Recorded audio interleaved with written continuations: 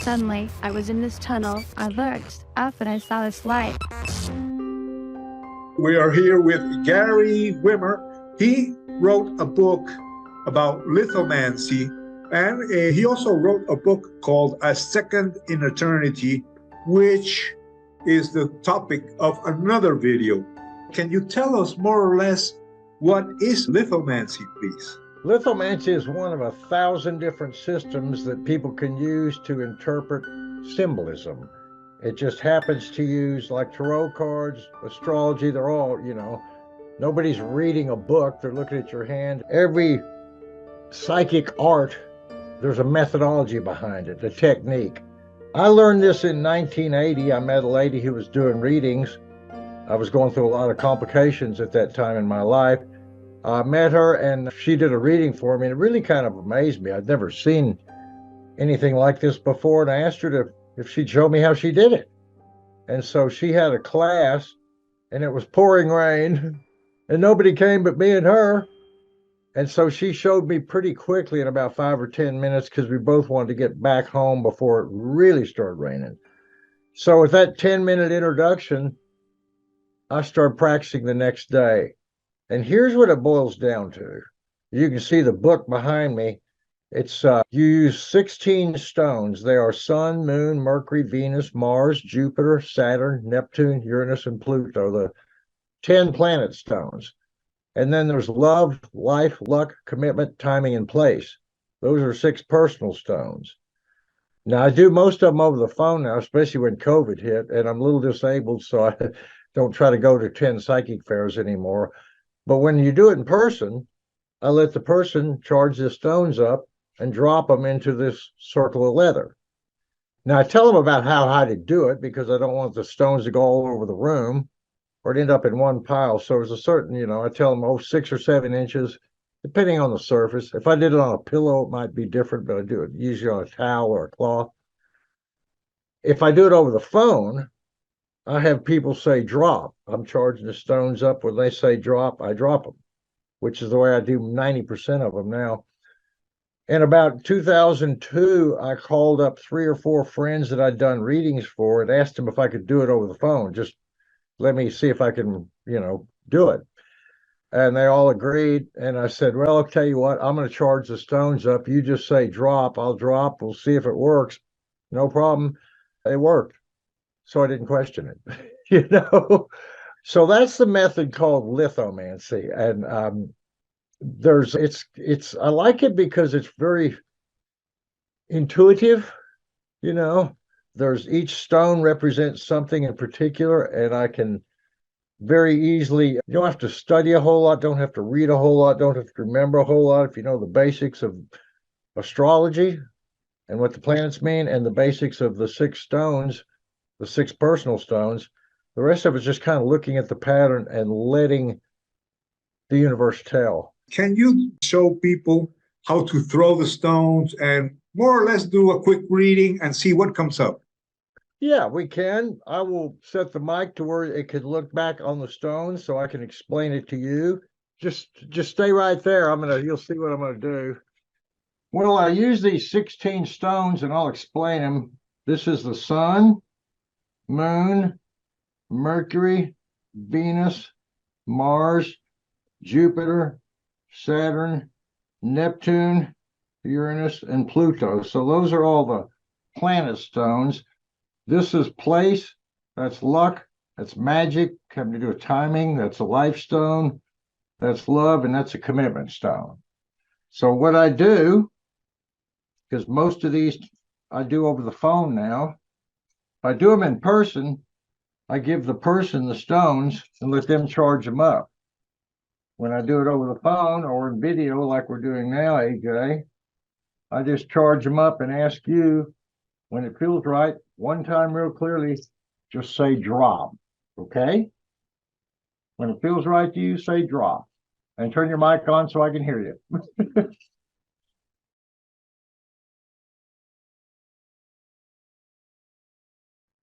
Here it comes. Drop. Drop, okay. So here's, I read the pattern. This is 12 o'clock. That's 3 o'clock. Okay, that's 3. Good. That's 6. That's 9. I start in the center. I read up to the top and read around like a clock for several Okay, weeks. so depending on their position, they will say something. Correct.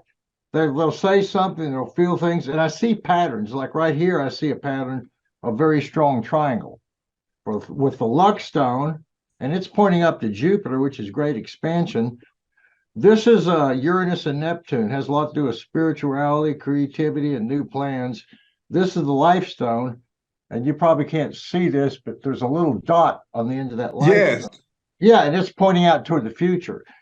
What I'm seeing is how this triangle is setting up this scenario for you to take a lot of future creativity into the future.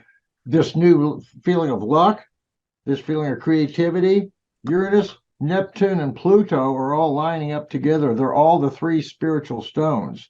It's like you're updating your creativity in a lot with new visions and new plans, but it's really based on not only spirituality, it's based on this Saturn, what you're learning and what you're able to teach, both. Saturn kind of holds us in check. For example, if you want to be a good violinist, you have to learn to play scales. This is a lot of teaching, learning, and sort of like, it's like a new foundation. It's like collecting stuff, information. It can be at work. This is a reignition of your passion. Are you married? Yes. Okay, this is Venus. It's pointing to Jupiter. I feel like y'all kind of almost had a second set of wedding vows, mentally and spiritually. You're both lucky, and you know it. And it's not an accident. It's a lot of karmic things coming together in this lifetime because of this. Pluto, it represents karma, the extremes, the past. It's right next to Saturn. So you're moving forward with a lot of, like, not being weighed down by using it in your lives. So Okay. There's a lot of freshness in your life and her life both. This first week or two is the use. Where are the weeks represented? Week 1, 2, Oh. 3, like 12 o'clock, 3 o'clock, 6 o'clock, 9. First thing here is this triangle. It's so dominant. It's so strong. It's showing not only the close future, but you see all these stones lined up here. Yes, love, yes. Place, life. Love, place stone, the sun, power, commitment stone, magic stone, luck stone, Jupiter. That's a lot of good stuff about relationship and expansion. And you're just setting that up now because I felt like you were getting remarried. I didn't know, but to you, both of you, it feels like a remarriage. Well, I think it's very healthy for both of you, because I think it gives you this new upgraded sense of not only stability, but creativity. That's writing. And it's also pointing toward the future here. But it feels like it's an upgrade of creativity, of writing, of expression, of communication with her, with yourself, and techniques. Very strong on techniques. That's what Mercury is. So this Saturn stone, even if you're kind of held in place a little bit, it's helping you master the scales on the violin so you can play better or master things. It's not in vain that you're having to kind of do a lot of organizing. What you're saying makes sense. I've been having a lot of opportunities. I was just selected by IONS to do a presentation on the next IONS conference. And there are a lot of things going on in my life. And I do feel that it is like a reboost. I am reboosting myself, I'm starting a new stage in my life. It feels like a new stage, and if you go into a new stage, a new chapter, a new period in your life, you got to kind of rearrange things again to make them operative, to make them efficient, to make them smooth, that sort of thing. Okay, so what is the purpose of knowing this? How can that help me or the person who receives a reading from you? Well, I tend to see, I don't try to predict every day and everything that's going to happen to somebody, because you got free will and you can change your mind. I don't try to predict exact things. What I try to do, and this is what I'm good at, is seeing what people are going through and why, what they're learning at this point in their life. And you've had this great triangle, which is a lot of growth spiritually. You've got Mercury here in the first week, that's techniques, that's writing, that's decision. That's this upgrade, Saturn. It's putting things back in a new shape. You've got a great triangle here between Uranus, which is creativity, but Uranus, Neptune, and Pluto are all lining up. So it's creativity with spirituality. Here's the moon. It's emotions. You're putting your emotions into it now, probably more than ever. And I think it has to do with this sense of love, the sense of relationship. It's really adding to the stability in your life. This is like emotions. Congratulations, because it's a good thing in your life. It's a good thing in your life. Great. So by the 4th and 5th and 6th week here, you've really learned this. You've gone from should I, shouldn't I, maybe flip a coin, whatever, to yes, to charging full blast. And by the 6th and 7th week here, this life stone, again with this little dot on it, it's pointing toward the future. It's saying how what you're setting up now on a fresh basis, especially with the support and especially with new communication, that's the AINDS thing and other things. By the 6th and 7th week here, your life's really moving forward with a lot of, like, everything kind of working at once together. By the 9th to the 12th week, just kind of quick here, this is the love stone. This is the play stone. This is you, the sun. This is commitments. This is magic. This is the luck stone. So that's kind of in general. Now, notice you got another triangle from here to here to here. Okay. Love stone, Mercury, life stone. That means decisions about love are going to improve your life, basically, in a simple thing.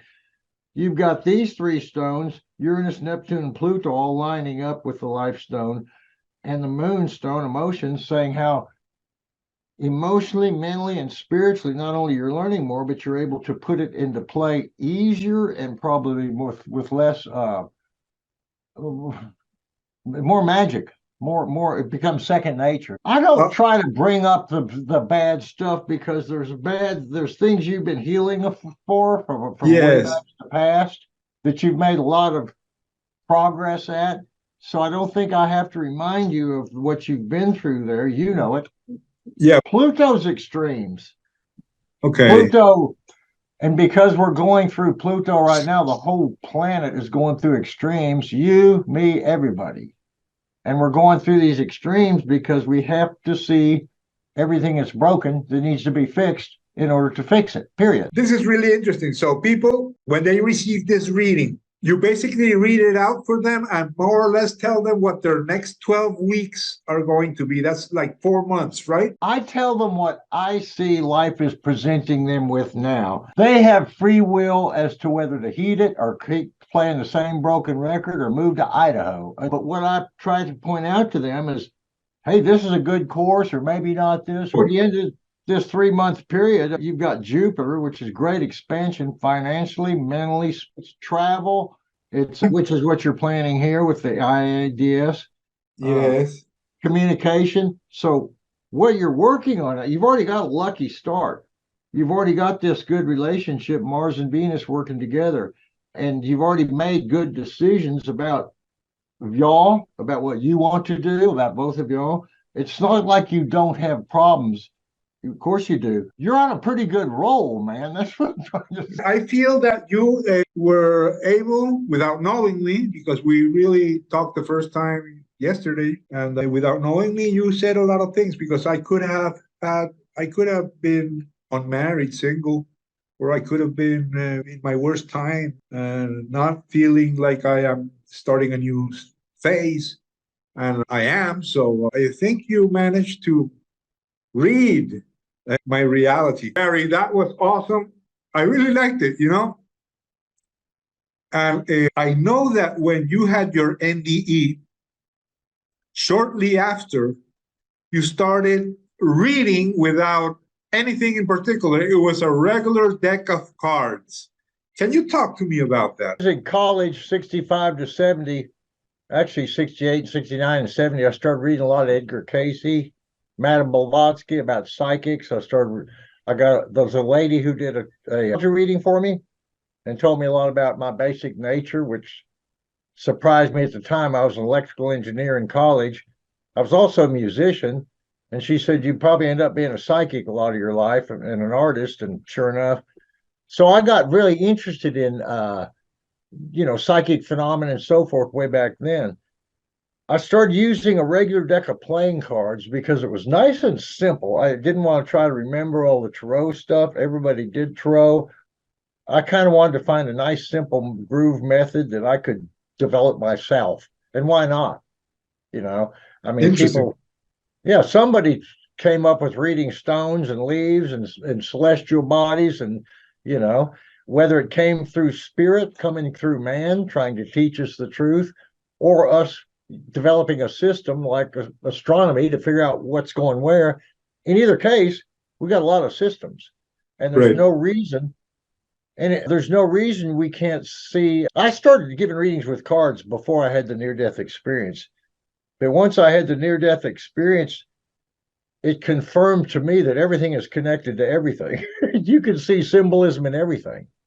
Wow, that's amazing. So, how can people contact you, and what do you offer? What type of services? Well, I do readings over the phone. I don't do them in person anymore unless someone hires me to an event.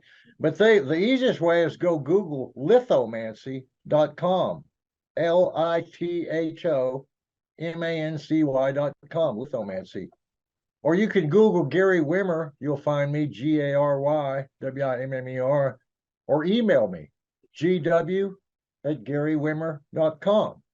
And you can get a hold of me. We can set up a time or set up a reading, recording, whatever. What do you offer exactly? You offer in-person readings, you offer online readings. What else do you offer? And can you explain a little bit?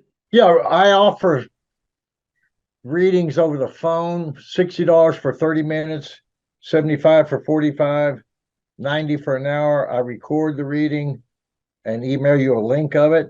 I do parties and events away from my home. I don't offer readings at my home anymore because we got the smallest little 3-bedroom house in Austin.